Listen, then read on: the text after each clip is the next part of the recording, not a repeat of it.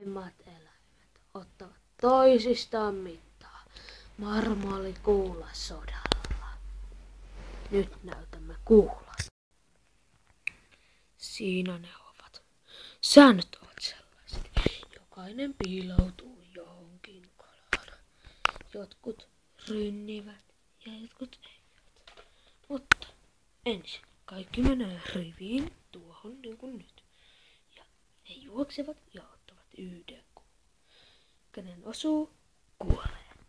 Peli alkakoon. Juoksevat ja juoksevat. Käärme otti 3 ja Pumposaurus yhden, Kengu yhden ja Kieli jätkää yhden. He ovat avuttomia.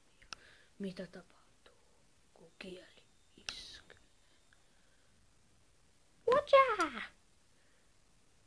Gorilla meni pois pelistä. Sarvikuona sai pallon. Mitäs nyt tapahtuu? Tintin, tintin. Hän heittää ohi pallon. Ja Kengulla on 2 palloa. Kengu iskee. Hän tappoi hänet. Kengu on ylivoimainen. Kengun tuuletus on hieno. Pallo on 2 palloa.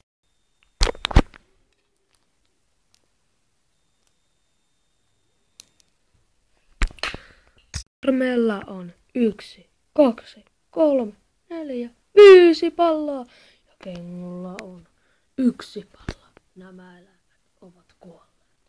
Oikeastaan pois pelistä. Taistelua. Ensin loikäärme. Melkein. Sitten Kengu. Melkein. Hän iskee toisen. Mutta ei. Loikäärme. Pistää kaikki. Hän osuu. Hän tulee. Hän on saaka. Hän ei tiedä kuoliko Kengu, niin hän tulee lähelle. Mitä hän tekee? Hän on näin. Katsotaan. Ja ohi menee.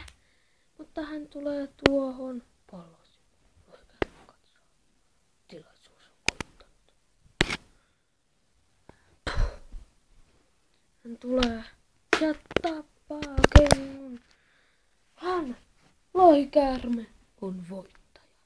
Kukaan ei käyttänyt suojaa. Valitettavaa, mutta totta. Miksi tämä meni näin? Miksi? Mutta nyt on aika katsoa. Hän on säälittävä. Hän on aikaisemmin. Hän on Pumposaurus. Sinä olet sinä.